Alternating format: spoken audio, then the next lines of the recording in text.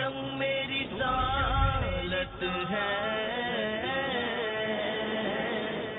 عالم تیرا پروانہ، خلیل و نجی مسیح و صفی سبھی سے کہیں کہیں بھی بنی، یہ بے خبری کہ خلق پھری کہاں سے کہاں تمہارے لیے۔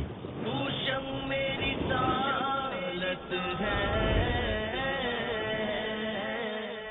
عالم تیرا پروانہ۔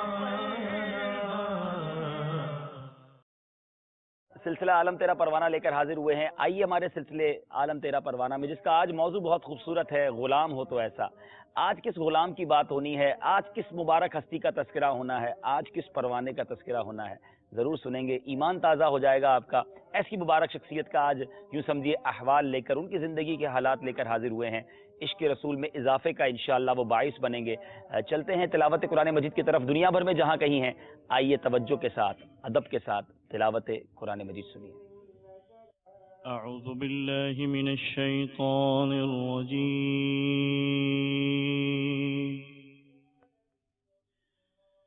بسم اللہ الرحمن الرحیم،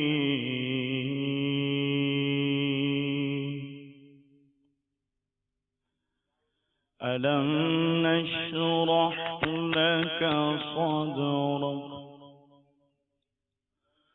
ووضعنا عنك وزرك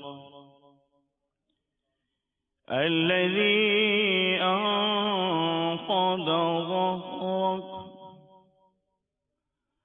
ورفعنا لك ذكرك فإن مع العسر يسرا إن مع العسر يسرا فإذا فرغت فانصب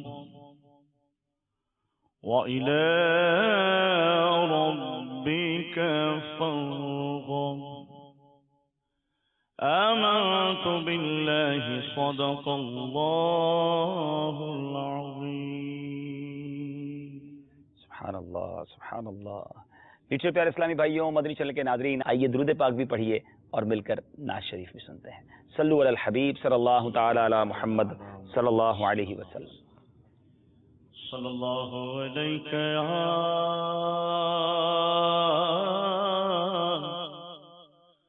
رسول اللہ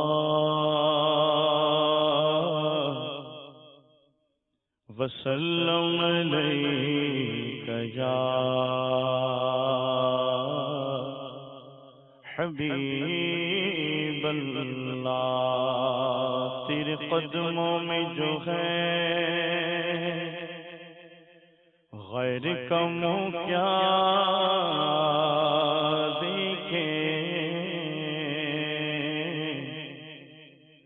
کون نظروں پہ چڑھے دیکھ کے طلبا تیرا، آقا کون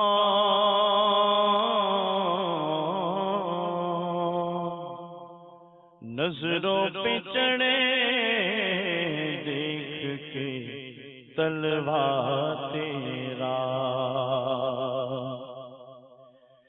تیرے ٹکڑوں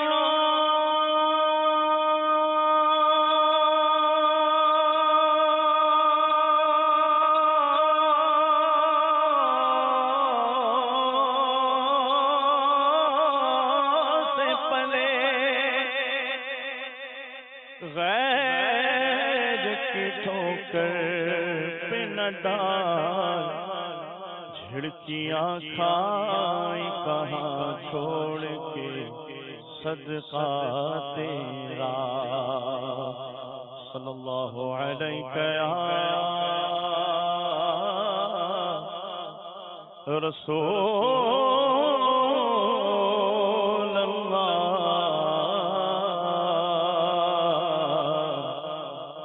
وسلم علیک یا حبیب اللہ۔ میرے شیخ طریقت امیر اہل سنت خوبصورت کلام پیش کر رہا ہوں، دل کے ساتھ دیجیے، انشاءاللہ برکتیں حاصل ہوں گی۔ جاہو جلال دو نہیں مانو منال دو، جاہو جلال دو نہیں مانو منال دو،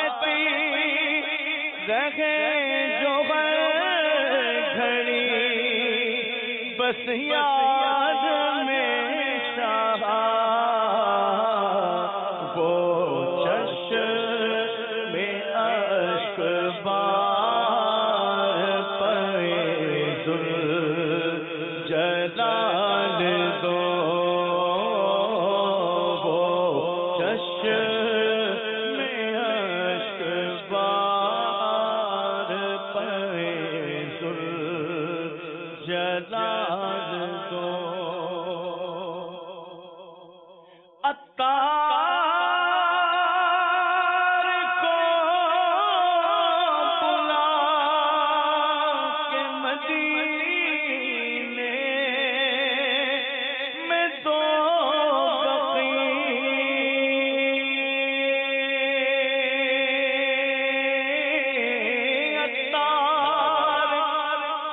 بلا کے مدینے میں دو بقے دو پھولوں کے تو پھیلے ہو پورے سوال دو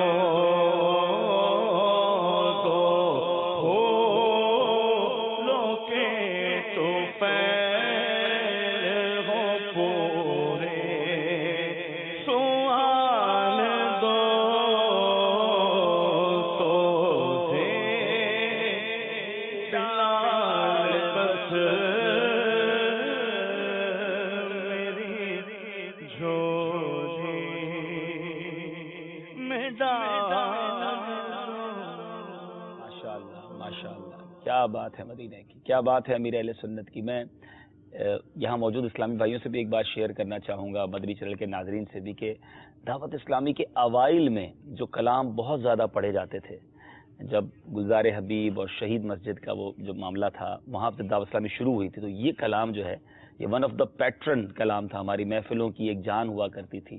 اور کیا خوبصورت اس کے اشعار ہیں کہ جاہو جلال دو نہ ہی مالو منال دو سوزے بلال بس میری جھولی میں ڈال دو. کیا خوبصورت التجائیں ہیں. اللہ کریم یہ التجائیں آج ہمارے حق میں قبول فرمائے. بہتی رہے جو ہر گھڑی بس یاد میں تیری وہ چشم اشک بار پے ذوالجلال دو. بہرحال یہ بہت خوبصورت کلام ہے، اور امیر علیہ السلام کے کلاموں میں آپ کو بڑی جس کو کہتے ہیں یونیک سی التجائیں ملیں گی. کہیں چشم اشک بار مانگا جا رہا ہوگا، کہیں دل بے قرار کی التجا ہوگی، کہیں دامن چاک چاک کا تذکرہ ہوگا، کہیں فراق رسول میں آہیں بھرنے کی بات ہوگی. اور یہ عاشقوں کا انداز ہے. اللہ کریم ہمیں سچا عشق رسول نصیب فرمائے. چونکہ آج بات بھی ایک ایسے عظیم غلام کی ہونی ہے جو یوں کہا جائے کہ عاشقوں کے بھی امام ہیں، اور بہت بڑا کنٹریبیوشن ہے.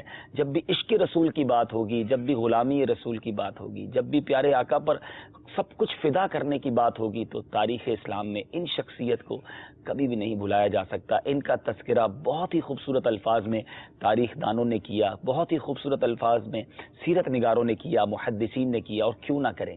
یہ اسلام کی ایک ایسی عظیم شخصیت ہیں جنہوں نے بڑی تکالیف اٹھائیں. میں یوں سمجھیے کہ تھوڑا سا مدنی چینل کے ناظرین کو انوالو کرنا چاہوں گا. سوچئے غلام ہو تو کیسا، آج کس کی بات ہو رہی ہے. میں ایک بہت خوبصورت واقعہ نبی پاک کا ایک معجزہ عرض کرنے جا رہا ہوں، اور پھر اس کے بعد انشاءاللہ اس ٹاپک کی طرف بھی آئیں گے. اور اس معجزے کا بھی چونکہ ریلیشن ہے ہمارے آج کے ٹاپک سے. سرکار دو عالم صلی اللہ تعالی علیہ وسلم صحرائے عرب میں ایک بار اپنے قافلے کے ساتھ تشریف لے جا رہے تھے. راستے میں پانی ختم ہو گیا. قافلے والے پانی کی شدت سے، پیاس کی شدت سے بےتاب ہو گئے. موت ایسا فیل ہونے لگا کہ سروں پر منڈلانے لگی ہے. اور نبی پاک علیہ الصلوۃ والسلام کی بارگاہ میں ان قافلے والوں نے امداد کے لیے عرض کی کہ یا رسول اللہ پانی کی ضرورت ہے. پیارے آقا علیہ الصلوۃ والسلام نے کچھ اس طرح فرمایا کہ وہ جو سامنے ٹیلا ہے اس کے پیچھے ایک سانڈنی سوار ہے، یعنی اونٹنی سوار ہے، اور اس پر سیاہ فام غلام اس پر سوار ہے. یعنی اونٹنی بھی ہے اور اس پر جو سوار ہے وہ حبشی ہے، یعنی افریقن غلام ہے، اور اس کے پاس ایک مشکیزہ بھی ہے. اسے سانڈنی سمیت یعنی اونٹنی کے سمیت میرے پاس لے آؤ. بڑی عجیب بات ہے کہ ٹیلے کے پیچھے اونٹ بھی ہے، سوار بھی ہے، وہ سوار بھی سیاہ فام ہے، اس کے پاس مشکیزہ بھی ہے. پیارے آقا نے غیب کی کیسی خوبصورت خبر دی. وہ لوگ فوراً پہنچے اور دیکھا کہ واقعی اس ٹیلے کے پیچھے سے ایک اونٹنی سوار بھی جا رہا ہے، اس پر ایک سیاہ فام غلام بھی ہے، مشکیزہ بھی ساتھ ہے. اسے لے آئے. پیارے آقا علیہ الصلوۃ والسلام نے اس سیاہ فام غلام سے مشکیزہ لیا. اب یہ جو مشکیزہ ہے اس میں بہت زیادہ پانی نہیں ہوتا میٹھے اسلامی بھائیوں. میرا خیال ایک آدھ گیلن پانی آ سکتا ہے، کیونکہ نارملی اس کو کاندھے پر اٹھایا جاتا ہے. میرے آقا علیہ الصلوۃ والسلام نے اس مشکیزے پر ہاتھ پھیرا اور اس کا منہ کھول کر اس پورے قافلے والوں سے فرمایا آؤ پیاسو پیاس بجھاؤ. سبحان اللہ. چنانچہ اہل قافلہ نے خوب سیر ہو کر پانی پیا، اپنے برتن بھی بھر لیے. وہ حبشی غلام اس وقت مسلمان نہیں تھا. یہ معجزہ دیکھ کر وہ حیران ہو گیا. نبی پاک علیہ الصلوۃ والسلام کا یہ کمال دیکھ کر پیارے آقا کے دست انور کو چومنے لگا. سرکار دو عالم صلی اللہ تعالی علیہ وسلم نے اپنا دست انور جو ہے اس کے چہرے پر پھیر دیا. بہت سارے مجھے ناظرین اس وقت سن رہے ہوں گے، بڑی بیوٹی کریمز استعمال کی جاتی ہیں، بڑے پاؤڈر یوز ہوتے ہیں، سنا ہے بڑے فیشیل ہوتے ہیں چہرے کو خوبصورت کرنے کے لیے، کالے کو گورا کرنے کے لیے. مگر آج تک میں نہیں سمجھتا کوئی ایسی کریم، کوئی ایسی کاسمیٹکس ایجاد ہو چکی ہو جو افریقن کو، کیونکہ جو بلالی ہوتے ہیں نا افریقن، وہ کسی صورت بھی گورے نہیں ہو سکتے، کیونکہ ان کی چمڑی ہی ان کا وہ سمجھے کہ ہاں ان کے اندر بھی بڑے حسین لوگ ہوتے ہیں، لیکن وہ اسی یوں سمجھے کہ کلر کے لوگ ہوتے ہیں. مگر کمال مصطفیٰ صلی اللہ تعالی علیہ وسلم دیکھیں کہ میرے آقا نے اس حبشی غلام کے چہرے پر جب ہاتھ پھیرا تو کتابوں کے الفاظ ہیں کہ اس کا سیاہ چہرہ ایسا سفید ہو گیا جیسا کہ 14ویں کا چاند اندھیری رات کو روز روشن کی طرح منور کر دیتا ہے. It's amazing. اب نبی پاک علیہ الصلوۃ والسلام کا جب یہ معجزہ دیکھا تو وہ حبشی غلام کلمہ شہادت پڑھ کر مسلمان ہو گیا. اس کا دل بھی روشن ہو گیا, چہرہ تو ہو ہی گیا تھا, اب کلمہ پڑھ کر دل بھی روشن ہو گیا.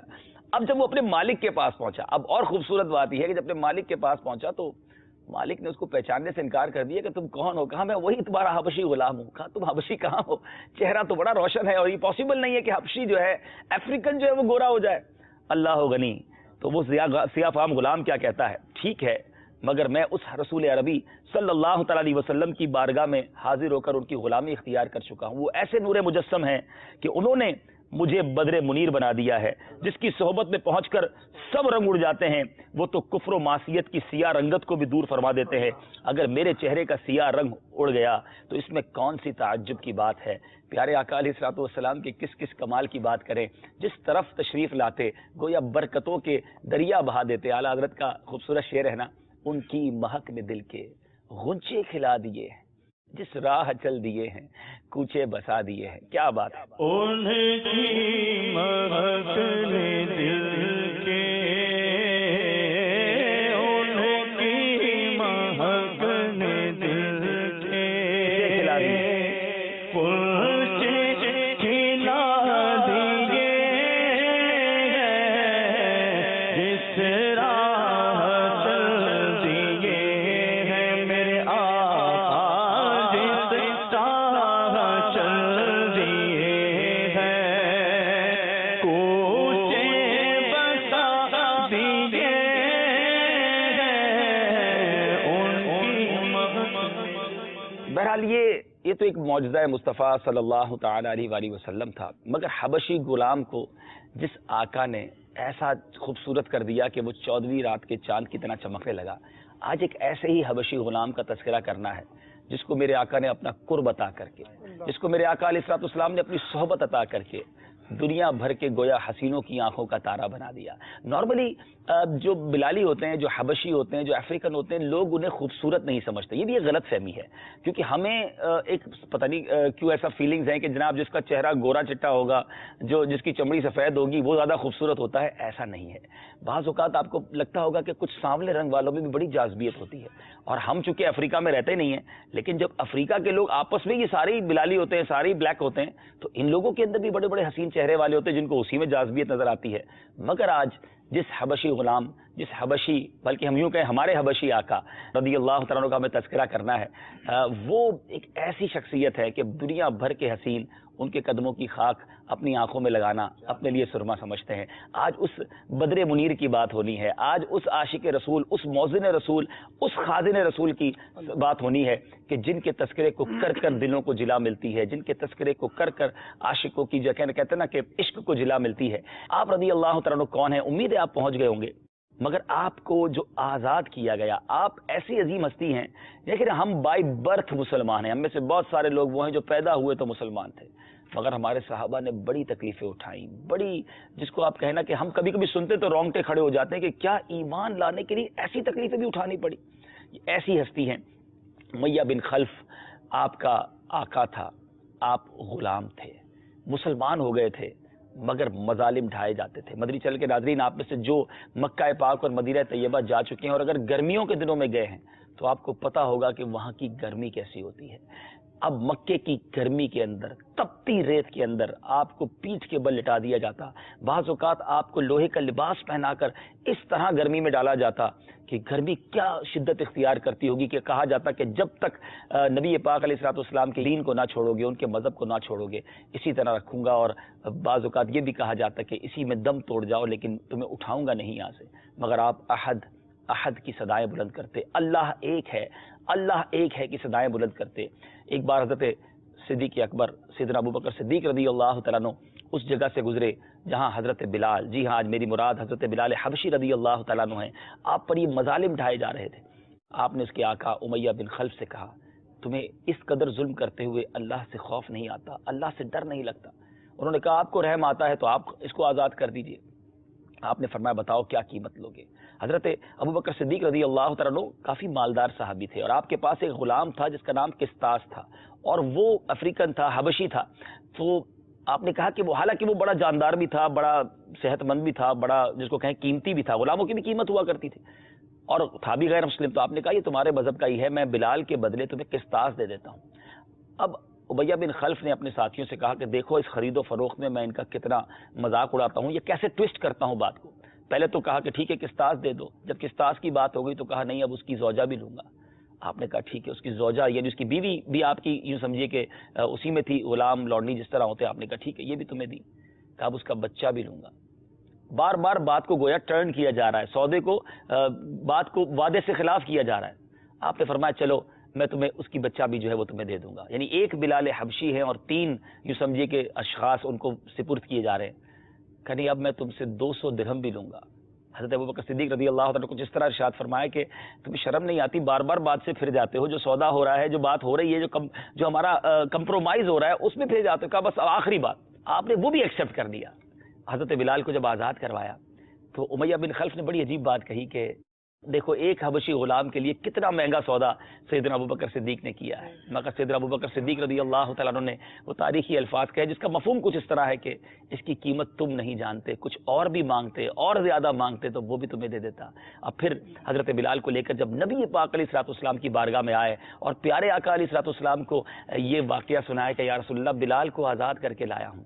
سبحان اللہ. نبی پاک علیہ الصلوۃ والسلام اس قدر خوش ہوئے، کچھ اس طرح ارشاد فرمایا کہ اے ابو بکر بلال کے آزاد کرنے میں جو رقم تم نے خرچ کی ہے اس میں ہمارا بھی حصہ ملا لو. یعنی نبی پاک خود بھی اس رقم میں اپنا حصہ ملانا چاہتے تھے، مگر عاشق اکبر کی کیا بات ہے، ان کا تو سب کچھ نبی پاک علیہ الصلوۃ والسلام کا تھا، ان کی جان ان کا مال پیارے آقا پر قربان تھا. کہ یا رسول اللہ میرا سب کچھ آپ پر قربان ہے، بلال کی جو آزادی ہے یا بلال جو آزاد ہے وہ آپ ہی کی طرف سے ہے. بہرحال آزاد کر کے نبی پاک علیہ الصلوۃ والسلام کے قدموں میں پیش کیا. حضرت ابوبکر صدیق کا یہ عظیم کارنامہ اللہ تعالیٰ نے ان کو یہ سعادت بخشی، اور حضرت بلال حبشی رضی اللہ تعالیٰ عنہ اب آزاد ہو چکے ہیں اور پیارے آقا علیہ الصلوۃ والسلام کی بارگاہ میں جب حاضر ہوئے پھر جو مرتبے بڑھتے گئے، جو مؤذن کا مرتبہ ملا، جو پیارے آقا کے خازن کا مرتبہ ملا. مدنی اسلامی بھائی بھی ہمارے درمیان ہیں، مزید مدنی پور لیتے ہیں، سنتے جائیے گا اور ایمان تازہ کرتے جائیے گا. جی حضرت سیدنا ابوبکر صدیق رضی اللہ تعالیٰ عنہ نے اسلام کے لیے بڑی قربانیاں پیش کی، اور آپ کی سیرت میں آتا ہے کہ آپ نے اسلام کی خاطر کئی غلاموں کو خرید کر آزاد کروایا. لیکن حضرت سیدنا بلال رضی اللہ تعالیٰ عنہ کی خریداری اور ان کو آزاد کرنا یہ تاریخ اسلام کا ایک سنہری باب ہے، اور نبی پاک علیہ الصلوۃ والسلام بھی اپنے اس غلام حضرت سیدنا صدیق اکبر رضی اللہ تعالیٰ عنہ کی عظیم قربانیوں میں اس کو شمار فرماتے تھے. چنانچہ ترمذی شریف کی حدیث پاک ہے کہ مولا علی مشکل کشا کرم اللہ تعالی وجہہ الکریم ارشاد فرماتے ہیں کہ نبی پاک علیہ الصلوۃ والسلام نے ایک موقع پر ارشاد فرمایا رحم اللہ ابا بکر، اللہ تعالیٰ ابو بکر پر رحمت فرمائے. اب اس فرمان کے تحت محدثین فرماتے ہیں کہ کسی زندہ شخص کے لیے بھی رحمت اللہ تعالیٰ علیہ کہنا یہ جائز ہے. اگرچہ عرف میں جو دنیا سے پردہ فرما جاتے ہیں بزرگ ان کے لیے رحمت اللہ تعالیٰ علیہ استعمال کیا جاتا ہے، لیکن زندہ کو بھی رحمت کی دعا دی جا سکتی ہے. نبی پاک علیہ الصلوۃ والسلام نے ارشاد فرمایا رحیم اللہ ابا بکر، اللہ تعالیٰ ابو بکر پر رحمت فرمائے. پھر حضرت صدیق اکبر رضی اللہ تعالیٰ عنہ کی قربانیوں کا آپ نے ذکر فرمایا. ارشاد فرمایا زوجنی ابنتہ، ابو بکر نے اپنی شہزادی عائشہ کا نکاح مجھ سے کروایا. واہ واہ واہ.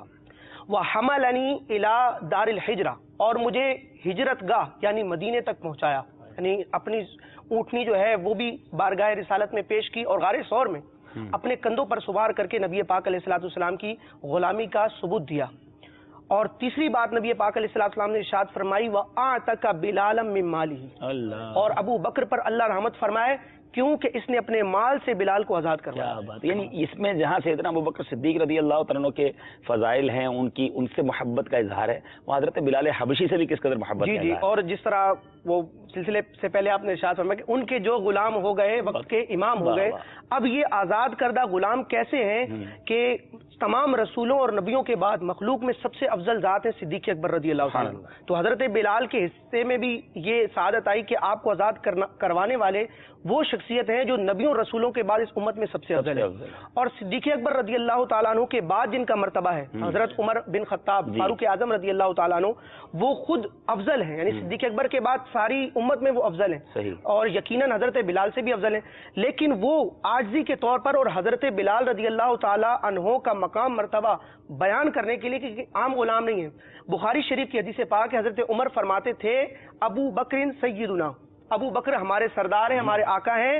وَآتَكَ سَيِّدَنَا أَيْ یعنی بلال، اللہ، اور انہوں نے ہمارے ایک سردار نے ہمارے دوسرے سردار کو آزاد کیا یعنی بلال کو. کیا بات ہے میرے میٹھے اسلامی بھائیو، یہ ہے اسلام. کسی گورے کو کسی کالے پر، کسی کالے کو کسی گورے پر جو فضیلت نہیں ہے، بولنا آسان ہے، بٹ پروف کیا ہے صحابہ کرام نے کہ یہ اسلام ہے کہ ایک حبشی غلام آزاد کرنے کے بعد جب نبی پاک علیہ الصلوۃ والسلام کی بارگاہ میں آتا ہے تو حضرت عمر جیسی شخصیت انہیں سیدنا بلال کہہ کے پکارتی ہے. اسلام کے اندر جو مساوات کا درس ہے، آج جناب غریبوں کو اہمیت نہیں دی جاتی، آج جناب رنگ و نسل کی بنیاد پر، قوم کی بنیاد پر برتری اور تنزلی کی بات کی جاتی ہے. اسلام وہ ہے کہ جب حبشی غلام آزاد ہوں، فارس کے سلمان فارسی آ جائیں تو اب وہ عاشقوں کے امام بن جاتے ہیں، امت کے رہنما بن جاتے ہیں. عربی ہو نہ ہو، اس قوم سے تعلق رکھتے ہوں نہ ہوں، صہیب رومی آ جائے روم سے، آج ان کا نام ہم سر جھکا کر لیا کرتے ہیں. تو اسلام کے اندر جو اسلام کی خوبصورتی ہے مساوات کی، اور جو کہتے ہیں نا اللہ کی بارگاہ میں وہی مقبول ہے جو زیادہ تقوی والا ہے، پرہیزگاری والا. یہ ہمارے لیے بہت بڑا درس ہے. حضرت بلال حبشی سے محبت جو ہے، یہ سمجھیے ساری دنیا کے لیے میسج ہے کہ ایک غلام ہونے کے بعد، حبشی ہونے کے بعد جب وہ نبی پاک کے قدموں میں آ گئے تو کیا مرتبہ بڑھ گیا. صحابہ کرام بڑا پیار کرتے تھے. کیا فرماتے اس بارے میں؟ ایک بڑی پیاری روایت ہے، سیدنا عبداللہ بن عمر رضی اللہ تعالیٰ عنہ فرماتے ہیں آقا علیہ الصلوۃ والسلام نے ارشاد فرمایا کہ یجیء بلال علی راحلۃ رحلها من ذهب ویاقوت، کہ غیب کی خبر دیتے ہوئے ارشاد فرمایا کہ بروز محشر حضرت بلال ایک سواری پر آئیں گے. وہ سواری کیسی ہوگی؟ سونے اور یاقوت سے بنی ہوگی. معه لواء، ان کے پاس ایک جھنڈا ہوگا، گویا کہ قائد ایک قیادت کر رہے ہوں گے، اور ان کی قیادت میں ہوں گے کون؟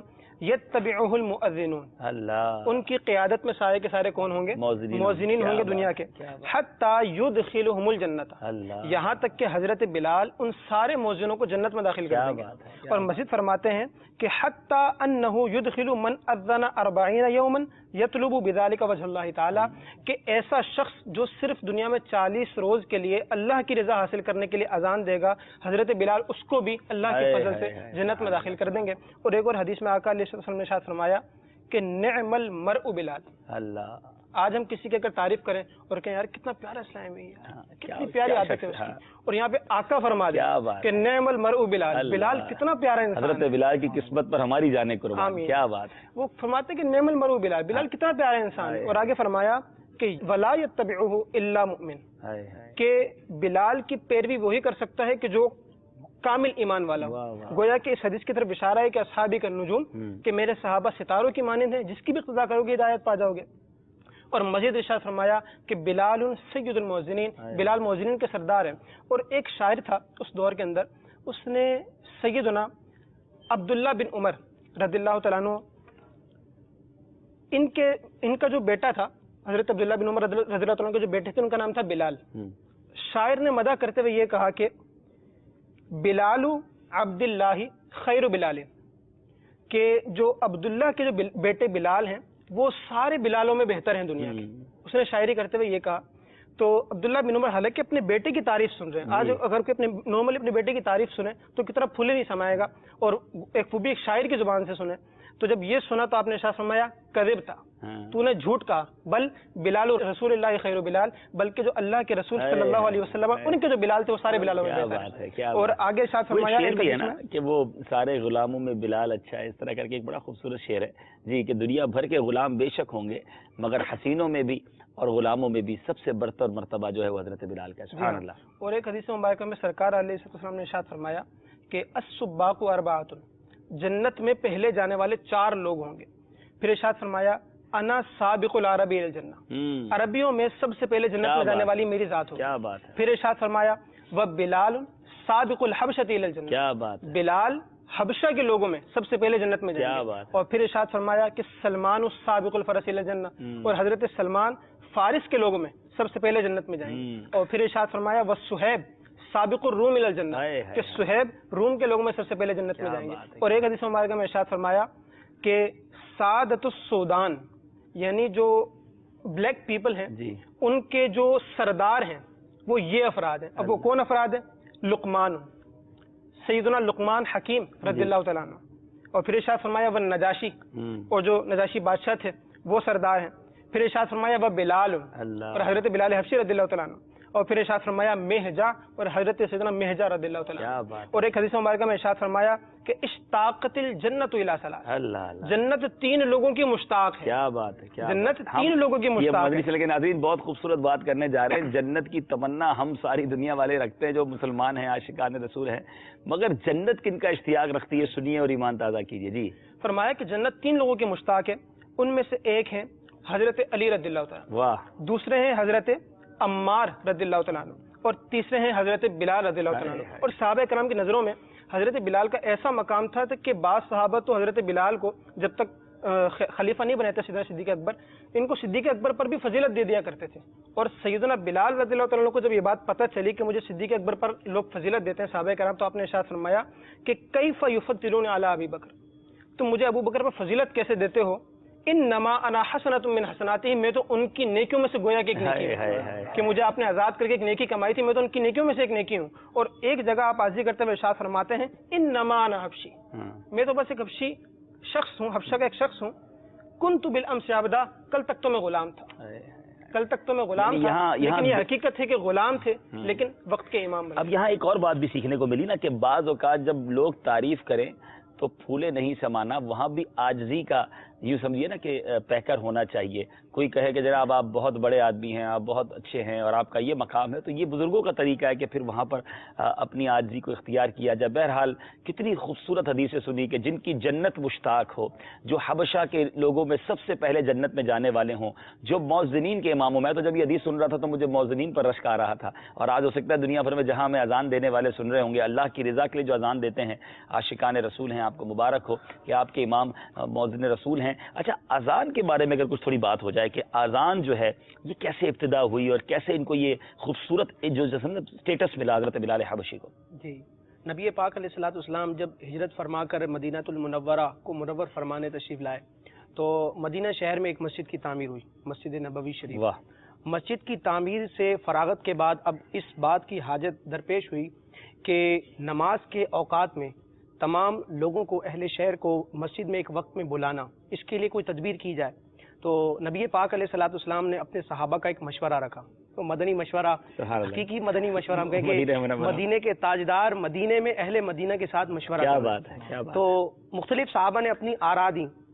بعض نے یہ کہا کہ نماز کے اوقات میں آگ جلائی جائے، لوگ آگ کو دیکھیں گے تو مسجد کی طرف متوجہ ہوں گے، لیکن چونکہ اس میں مجوسیوں سے، آتش پرستوں سے مشابہت تھی، اس لیے اس کو پسند نہ کیا گیا. بعضوں نے کہا کہ ناقوس بجایا جائے، کہ مخصوص قسم کا باجا ہے وہ بجایا جائے، اس کی آواز سے لوگ متوجہ ہوں گے، لیکن چونکہ اس میں نصارا سے مشابہت تھی اس کو بھی رد کر دیا گیا. بعضوں نے کہا کہ بوک، یہ بھی ایک قسم کا باجا ہے، یہ بجایا جائے، لیکن اس میں بھی یہود سے مشابہت تھی، اس کو بھی رد کر دیا گیا. پھر حضرت سیدنا عمر فاروق اعظم رضی اللہ تعالیٰ عنہ نے یہ مشورہ دیا کہ نماز کے اوقات میں کسی شخص کو مدینے کی گلیوں میں بھیجا جائے اور وہ نماز کے لیے ندا کرے.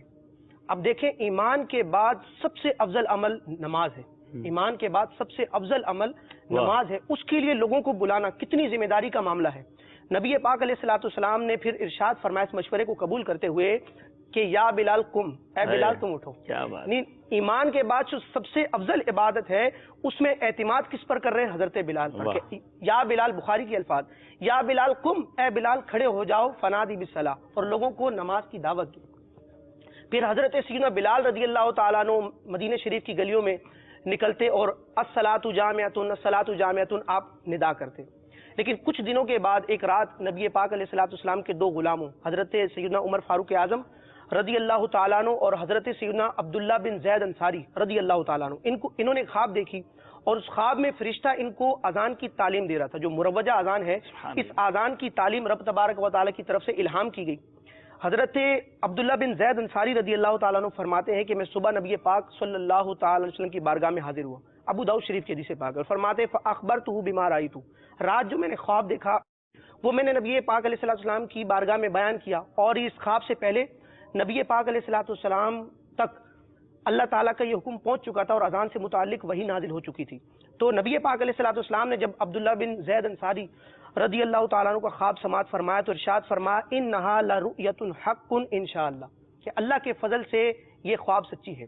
اب دیکھیں خواب دیکھی ہے حضرت عبداللہ بن زید انصاری رضی اللہ تعالیٰ عنہ نے، لیکن اب اذان کے لیے اسلام کا، تاریخ اسلام کا سب سے پہلا مؤذن کس کو مقرر کیا جا رہا ہے؟ جب نبی پاک علیہ الصلوۃ والسلام نے عبداللہ بن زید انصاری رضی اللہ تعالیٰ عنہ سے یہ سارا معاملہ سنا تو ارشاد فرمایا فقم مع بلال، اے عبداللہ بن زید انصاری بلال کے ساتھ کھڑے ہو جاؤ، اور جو خواب تم نے دیکھا ہے فعل کی علیہ، بلال کو بتاؤ، فلیؤذن بھی، بلال اذان دیں گے، کیونکہ فإنہ انداز صوتا منکا، کیونکہ ان کی آواز آپ سے بلند ہے۔ اور مؤذن کو ہمارے عرف میں کہیں یہ کیا ہماری بدقسمتی ہے کہ ہم نے ایک مؤذن کا شعبہ جو ہے اس کو ایک عام سمجھ لیا کہ یار یہ تو مؤذن ہے مسجد کا، لیکن مؤذن کا بہت بڑا مقام ہے۔ نبی پاک علیہ السلام ارشاد فرماتے ہیں، ابو داؤد اور ترمذی کی حدیث، کہ الامام ضامن، امام ضامن ہے، اپنے ضمن میں، اپنی نماز کے ضمن میں سارے مقتدیوں کی نماز کو لیے ہوئے ہوتا ہے، والمؤذن مؤتمن، اور مؤذن امانت دار ہوتا ہے کہ لوگ اپنی عبادات روزوں وغیرہ میں مؤذن کی آواز پر اعتماد کرتے ہیں۔ تو جب تاریخ اسلام میں اذان کا حکم مشروع ہوا تو تاریخ اسلام کے سب سے پہلے مؤذن حضرت بلال رضی اللہ تعالیٰ عنہ۔ تو یہ کتنا بڑا مقام ہے کہ جو پہلے غلام تھے، آج ان کا مقام کیا ہے کہ اس امت کے سب سے پہلے امام محبوب رب ذوالجلال اور سب سے پہلے مؤذن حضرت بلال۔ کیا بات ہے، کیا بات ہے۔ مدنی چینل کے ناظرین، امید ہے کہ حضرت بلال حبشی کا تذکرہ آپ کے چہروں پر بھی تازگی بکھیر رہا ہوگا اور آپ کے دلوں میں بھی عشق رسول کی شمع کو مزید فروزہ کر رہا ہوگا۔ کچھ کال سلسلے میں شامل کرتے ہیں۔ میری نیت ہے کہ سلسلے کے اختتام سے پہلے آپ کو وہ عظیم واقعہ حضرت بلال حبشی کا سنایا جائے جس میں آپ نے جو وہ خوبصورت اذان دی اور مدینے کی گلیوں میں گویا عشق رسول کے عالم میں وہ آہوں اور سسکیوں کی فضائیں تھیں، وہ واقعہ کیا ہے آپ کو بیان کریں گے۔ آئیے کچھ کال شامل کرتے ہیں۔ السلام علیکم ورحمۃ اللہ وبرکاتہ۔ السلام ورحمۃ اللہ وبرکاتہ۔ ماشاء اللہ۔ عبدالحبیب بھائی اظہر عرض کر رہا ہوں اسلام آباد سے۔ اللہ تعالیٰ آپ کو اس سلسلے کے تمام شرکاء کو برکت عطا فرمائے۔ آج بڑا خوبصورت موضوع غلام ہو تو ایسا خوبصورت موضوع لے کر آپ بیٹھے ہیں، بہت ہی کہہ لیں کہ پرانی یادوں میں کھو جانے والی باتیں اور بڑی دل کو تقویت دینے والی، ہم تکالیف پر صبر کریں، استقامت کے ساتھ مدنی کام کرتے رہیں، ایسے عشق کو عروج دینے والی چیزیں۔ اللہ آپ کو سلامت رکھے، برکت دے۔ حضرت سیدنا بلال حبشی کے عشق رسول کا صدقہ ہمیں اللہ تعالی مزید عشق رسول کی خیرات عطا فرمائے، اپنے حبیب کے عشق میں زندہ رکھے، اسی میں ایمان و عافیت کے ساتھ مدینے میں موت بھی عطا فرما دے۔ تو شروع میں کلام جس کا آپ تذکرہ کر رہے تھے کہ وہ شروع کے دنوں میں ہم پڑھا کرتے تھے، تو جب نئے نئے مدنی ماحول میں آئے تھے تو ان دنوں میں یہ بھی کلام بہت زیادہ چلتا تھا۔ آج سلسلے کے ساتھ مجھے یاد آیا، چاہو جلال دو نہیں مالو منال دو، سوزے بلال بس میری جولی میں ڈال دو، سوزے بلال بس میری جولی میں ڈال دو۔ ہمارے رضوان بھائی بھی ہیں اور دیگر بھی نعت خواں اسلامی بھائی ہیں، اگر ان کو یاد ہو تو کچھ اس کے اشعار سنا دیں۔ جزاک اللہ خیر۔ السلام علیکم ورحمۃ اللہ وبرکاتہ۔ وعلیکم السلام ورحمۃ اللہ وبرکاتہ۔ بہت شکریہ، آپ نے کال کی، حوصلہ افزائی فرمائی۔ آج آپ ہی نعت سنا دیتے پوری تو کیا بات ہے۔ ویسے الحمدللہ اس سلسلے کی تلاوت کے بعد یہی کلام ہم نے آج سلسلے کے شروع میں چنا تھا۔ تھوڑا سا لگتا ہے آپ لیٹ جوائن ہوئے، انشاءاللہ اگلی کال دیجیے گا۔ محمد فضل اتاری باب الاسلام سے میر بخار سے عرض کر رہا ہوں، مدنی چینل کا سلسلہ چل رہا ہے، حمد عالم تیرا پروانہ، بہت پیارا اور بہت خوبصورت پروگرام ہے۔ اللہ تعالیٰ اس کو خوب برکت عطا فرمائے، مدنی چینل کو خوب ترقی عطا فرمائے۔ عرض یہ ہے کہ امیر اہل سنت شیخ طریقت دامت برکات مالیہ کا ایک کلام، شکریہ آپ کا سلطان مدینے والے، سنا دیجیے۔ جزاک اللہ خیرہ۔ السلام علیکم ورحمۃ اللہ وبرکاتہ۔ وعلیکم السلام ورحمۃ اللہ وبرکاتہ۔ جی ایک اور کال دیجیے۔ ماشاء اللہ، کیا کہنے رات مدنی مذاکرہ، ذہنی آزمائش اور عالم تیرا پروانہ ساڈے پنجاب وچ کہندے نے میلہ ہی لٹ لیا ہے۔ ماشاء اللہ، اللہ تعالیٰ دعوت اسلامی کو سلامت رکھے اور تمام دعوت اسلامی کے شعبوں کو اللہ تعالیٰ 11ویں 12ویں کے صدقے ترقیوں کی منزلیں عطا فرمائے۔ ماشاء اللہ۔ ایسا ایک نعت کے لیے عرض ہے، ایمان ہے قول مصطفیٰ۔ تھوڑی پنجابی دی کی گل ہے، کیسے کیسے محاورے بنا لیتے ہو آپ بھی یار۔ چلے جناب ایک اور کال دیجیے۔ محمد صابر اتاری کوہاٹ سے عرض کر رہا ہوں، بھائی صاحب کی خدمت میں عرض ہے کہ مدینہ یاد آیا ہے، کلام سنوا دیں. اللہ عز و جل آپ کو جزائے خیر عطا فرمائے. السلام علیکم ورحمۃ اللہ السلام ورحمۃ اللہ وبرکاتہ. جی ایک اور کال دے دیجیے ذرا. محمد اقبال رضا اتاری جڈو سے بات کر رہا ہوں. الحمدللہ عز و جل مدنی چینل کا سلسلہ عالم تیرا پروانہ بہت ہی پیارا الحمدللہ. آج ہمارے جڈو میں الحمدللہ عز و جل مدرسۃ المدینہ کے تحت اجتماع یاسنات کا اہتمام کیا گیا ہے، جس میں 24 مدنی منوں کی دستار فضیلت بھی ہے. اور غیر اسلامی سناخا سے عرض اسلامی بھائی سے کہ وہ ماں والا کلام سنا دیں. جزاک اللہ خیرہ. بہت شکریہ بہت شکریہ. آج میں نے جس طرح عرض کیا کہ کلام بہت زیادہ شامل نہیں کر سکیں گے، آج سلسلہ تھوڑا سا مختصر ہے. ایک ایک کلام کے دو اشعار انشاءاللہ دونوں نعت خوانوں سے سن لیتے ہیں، اور پھر انشاءاللہ ہمارے مبلغ دعوت اسلامی ایک ہمیں اور خوبصورت حدیث حضرت بلال حبشی رضی اللہ تعالیٰ کی فضیلت پر سنائیں گے، اور پھر ہم چلیں گے حضرت بلال حبشی کے اس خوبصورت واقعے کی طرف. جی حضرت، کسی بھی کلام کے جو فرمائشیں آئی ہیں اس میں سے دو اشعار انشاءاللہ. شکریہ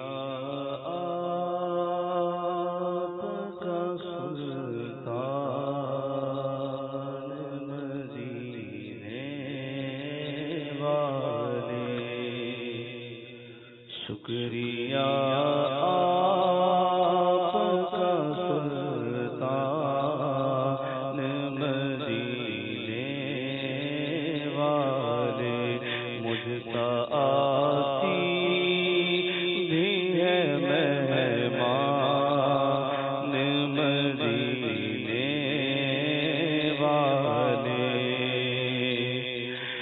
مجھ کمی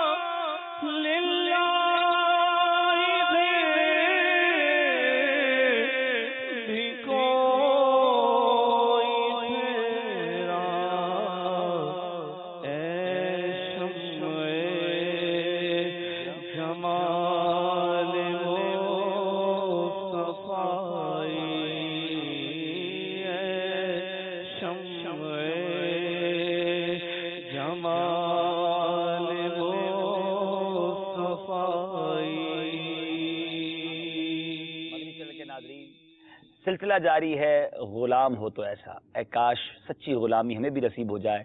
اسی عظیم غلام کا ایک اور خوبصورت انداز میں تذکرہ ایک اور حدیث پاک میں ہے، آئیے سنتے ہیں. جی ہاں، حضرت سیدنا بلال حبشی رضی اللہ تعالی عنہ جس طرح وہ عاشق مزاج تھے، تو اسلام میں آنے کے بعد اللہ تبارک و تعالی نے ان کو ایسا مقام اور مرتبہ عطا فرمایا کہ ایک مرتبہ حدیث مبارکہ ہے حضرت سیدنا انس رضی اللہ تعالیٰ عنہ سے، حضرت سیدنا ابو ہریرہ رضی اللہ تعالیٰ عنہ سے کہ صبح صبح میرے آقا علیہ الصلوۃ والسلام نے فرمایا لبلال عند صلاۃ الصبح، اے بلال فرمایا کہ حدثنی بارجع عملہ عملتہ فی الاسلام، اے بلال ایسا عمل مجھے بتاؤ جو آپ نے اسلام میں سب سے بہترین عمل کیا ہو. اب یہ سوال کیوں کیا، اس کی بھی ایک وجہ تھی. فرمایا اس لیے پوچھ رہا ہوں فَإِنِّي قَدْ سَمِعْتُ اللَّيْلَةَ خَشْفَةً عَلَيْكَ بَيْنَ يَدَيَّ فِي الْجَنَّةِ. اللہ اس کی وجہ یہ ہے، میں اس لیے پوچھ رہا ہوں کہ ایسا کون سا عمل آپ کرتے ہو جس کی وجہ سے میں جنت میں اپنے آگے تمہارے قدموں کی آہٹ سنتا ہوں. اللہ نبی پاک علیہ نبی علیہ الصلوۃ والسلام نے پوچھا. آپ فرماتے ہیں حضور میں تو ایسا کوئی عمل نہیں کرتا، میں صرف اتنا کرتا ہوں کہ جب مجھے حدث لاحق ہوتا ہے، یعنی میں بے وضو ہوتا ہوں، وہ دن ہو یا رات، تو میں وضو کرتا ہوں اور پھر وضو کے بعد ہر دفعہ میں 2 رکعت نفل پڑھتا ہوں. کیا بات ہے، کیا اب یہ وہ 2 رکعت، یہ وہ عمل ہے کہ جس کی وجہ سے میرے آقا علیہ الصلوۃ والسلام جنت میں ان کے قدموں کی آہٹ سن رہے ہیں. اور اس دور میں بھی الحمدللہ امیر اہل سنت دامت برکاتہم العالیہ نے ہمیں مدنی انعامات دیا. واہ واہ واہ. اگر ہم چاہیں تو ہم بھی اس یوں سمجھ لیں کہ حضرت بلال رضی اللہ تعالیٰ عنہ کے عمل پر ہم بھی عمل کر سکتے ہیں کہ ہم اگر، یعنی امیر علیہ سنت نے جیسے مدنی انعامات میں فرمایا کہ کیا آج پورا دن آپ باوضو رہے، تو کیا ہم بھی باوضو رہیں اور پھر تحیت الوضو اگر ہم جب وضو کریں تو 2 رکعت پر بھی ہمارا عمل ہو جائے. کیا بات ہے. یہ واقعی ایسا لگتا ہے کہ جب مطالعہ کریں نا تو پرت پرت مدنی انعامات کے راز کھلتے ہیں کہ مدنی انعامات میں کیا کیا امیر علیہ سنت نے عطا فرما دیا ہے. تو بے وضو کی بجائے باوضو رہنا بہت ساری فضیلتوں کا حامل ہے. اور ساتھ ساتھ جو ہے وہ آپ نے سنا کہ پھر تحیت الوضو پڑھ لی جائے. اچھا یہ مدنی انعامات پر عمل کا بھی پتہ چلا، اور ساتھ ساتھ حضرت بلال حبشی سے نبی پاک علیہ الصلوۃ والسلام کی محبت اور صحابہ کرام کا عمل بھی پتہ چلا. رب کریم ہمیں عمل کرنے کی توفیق عطا فرمائے. اب آئیے وہ عظیم واقعہ سنتے ہیں. اس واقعے کو اگر بہت اچھے انداز میں سننا ہے، اشک بار آنکھوں سے سننا ہے، بے قراری کو اور بڑھانا ہے، تو امیر علیہ سنت کا ایک بڑا پرانا بیان ہے. مجھے نہیں پتا، شاید وہ آڈیو موجود ہوگی، مل جائے گی آپ کو مکتبۃ المدینہ سے. حضرت بلال کا واقعہ مجھے یاد ہے، یہ ککری گراؤنڈ میں امیر علیہ سنت نے بیان کیا تھا. الحمدللہ مجھے بھی اس بیان میں شرکت کی سعادت ملی تھی. میں بہت چھوٹا سا تھا، لیکن وہ یادیں ابھی بھی وابستہ ہیں کہ جو آہوں اور سسکیوں سے وہ میدان گونج رہا تھا، اور امیر علیہ سنت نے جس انداز میں وہ واقعہ بیان کیا، اچھوں کی نقل اچھی، اس نیت سے اس واقعے کو امیر علیہ سنت نے اپنی کتاب میں بھی لکھا. عاشقان رسول کی جو 130 حکایات ہیں اس کے اندر بھی یہ ایک واقعہ موجود ہے. میں انشاءاللہ اس واقعے کو سناتا ہوں. میرے میٹھے اور پیارے اسلامی بھائیوں، عاشق بے مثال حضرت سیدنا بلال رضی اللہ تعالیٰ عنہ کا نام زبان پر آتا ہے تو بے ساختہ ایک سرتاپا عاشق رسول ہستی کا تصور قائم ہو جاتا ہے. ایمان لانے اور غلامی سے آزادی پانے کے بعد عاشق بے مثال حضرت سیدنا بلال رضی اللہ تعالیٰ عنہ نے اپنی زندگی کے حسین ایام سرکار عالی وقار مدینے کے تاجدار صلی اللہ تعالی علیہ وآلہ وسلم کی خدمت میں گزارے. لیکن وصال ظاہری کے بعد ہجر رسول کی تاب نہ لا کر مدینہ منورہ سے ہجرت کر کے ملک کے شام کے علاقے داریہ میں سکونت اختیار فرمائی. کچھ عرصہ گزرنے کے بعد ایک رات خواب میں سرکار نامدار مدینے کے تاجدار صلی اللہ تعالی علیہ وآلہ وسلم کے دیدار فیض آثار سے مشرف ہوئے. لبھائے مبارکہ کو جنبش ہوئی، رحمت و محبت کے پھول جھڑنے لگے اور الفاظ کچھ یوں ترتیب پائے: اے بلال، یہ کیا جفا ہے؟ کیا ابھی وہ وقت نہ آیا کہ تم میری زیارت کے لیے حاضری دو؟ اللہ اللہ. عاشق بے مثال حضرت سیدنا بلال رضی اللہ تعالیٰ عنہ بیدار ہوتے ہی حکم سرکار صلی اللہ تعالی علیہ وآلہ وسلم کی تعمیل میں مدینہ منورہ کی جانب روانہ ہو گئے اور سفر کرتے ہوئے مرکز عشاق دیار مدینہ کی نورانی اور پرکیف فضاؤں میں داخل ہو گئے. بے تابانہ مدنی سرکار صلی اللہ تعالی علیہ وآلہ وسلم کے مزار پرانوار پر حاضر ہوئے.